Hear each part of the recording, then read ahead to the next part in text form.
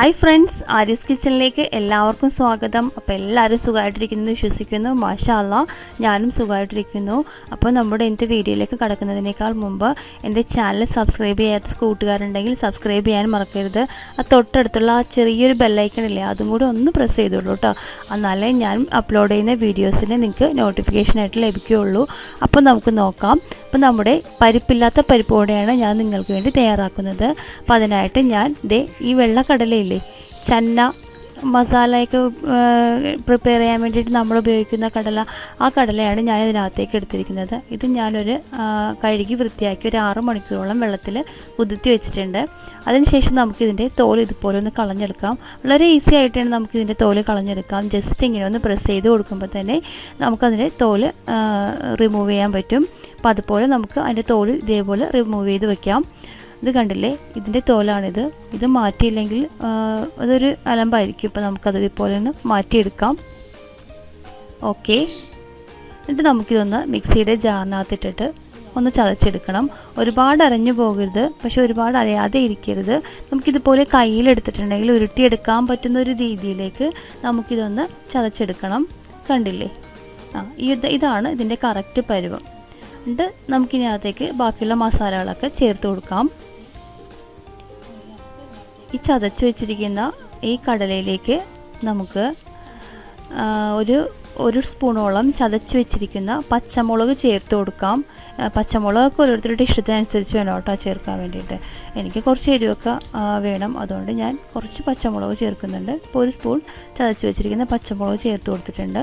ഇനി നമുക്ക് ഇതിനകത്തേക്ക് ഒരു 1/2 സ്പൂണോളം ചതച്ച് വെച്ചിരിക്കുന്ന വെളുത്തുള്ളി കൂടി ചേർത്ത് കൊടുക്കാം.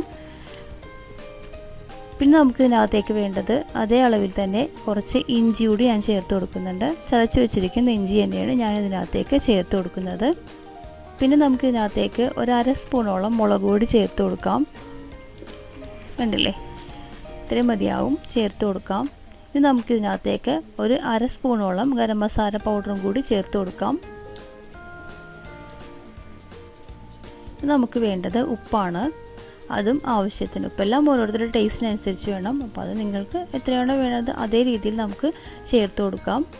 പിന്നെ വേണ്ടത് മഞ്ഞൾപ്പൊടിയാണ്. അത് ഒരുപാടൊന്നും വേണ്ട, ഒരു 1/4 ടീസ്പൂണോളം മഞ്ഞൾപ്പൊടി മതി. അതുകൂടി ചേർത്ത് കൊടുത്തതിന് ശേഷം നമുക്ക് ഇതിനകത്തേക്ക് ഒരു ഇടത്തരം സവാള പൊടിയായി കൊത്തിയരിഞ്ഞ് വെച്ചതും കൂടെ ചേർത്ത് കൊടുക്കണം.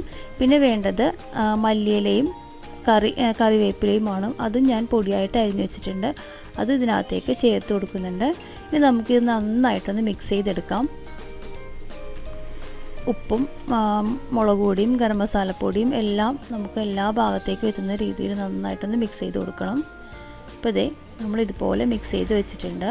ഇനി നമുക്കിതൊന്ന് ഇതേപോലെ ഉരുട്ടി പതുക്കെ പ്രസ് ചെയ്ത് പരിപ്പോടെ ഷേപ്പിലേക്ക് നമുക്ക് ആക്കിയെടുക്കാം. കണ്ടില്ലേ, ഇതേപോലെ.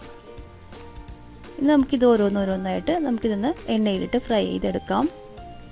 ഇതേപോലെ പരത്തി പരിപ്പോടെ ഷേപ്പിലേക്ക് ആക്കിയതിന് ശേഷം നമുക്ക് തിളച്ച എണ്ണയിലിട്ടിട്ട് ഫ്രൈ ചെയ്തെടുക്കാം. ഇത്രയേ ഉള്ളൂ. വളരെ ഈസി ആയിട്ട് തന്നെ തയ്യാറാക്കി എടുക്കാവുന്നൊരു റെസിപ്പിയാണിത്. വളരെ ടേസ്റ്റിയാണ് കേട്ടോ. പരിപ്പോട് എനിക്ക് തോന്നുന്നത് കുറച്ചുകൂടെ പരിപ്പോടിനേക്കാളും നല്ല ടേസ്റ്റാണ് ഇതിന് തോന്നുന്നുണ്ട്. അപ്പോൾ അതുപോലെ നമുക്ക് ബാക്കിയുള്ളതും കൂടി ഇതുപോലെ ഫ്രൈ ചെയ്തെടുക്കാം. നല്ല തിളച്ച എണ്ണയിലേക്ക് നമുക്കിത് ഇട്ട് കൊടുത്തതിന് ശേഷം കുറച്ചൊന്ന് തീ കുറച്ചിടണം, അല്ലെങ്കിൽ ഇത് പെട്ടെന്ന് കരിഞ്ഞു പോകാൻ ചാൻസ് ഉണ്ട്. ഒരുവിധം കുറഞ്ഞ തീയിലിട്ട് നമുക്കിത് ഫ്രൈ ചെയ്തെടുക്കാം. കണ്ടില്ലേ, അപ്പോൾ ടേസ്റ്റി ആയിട്ടുള്ള പരിപ്പില്ലാത്ത പരിപ്പോട തയ്യാറാക്കിയിട്ടുണ്ട്. അപ്പോൾ എല്ലാവരും ട്രൈ ചെയ്ത് നോക്കാൻ മറക്കരുത്.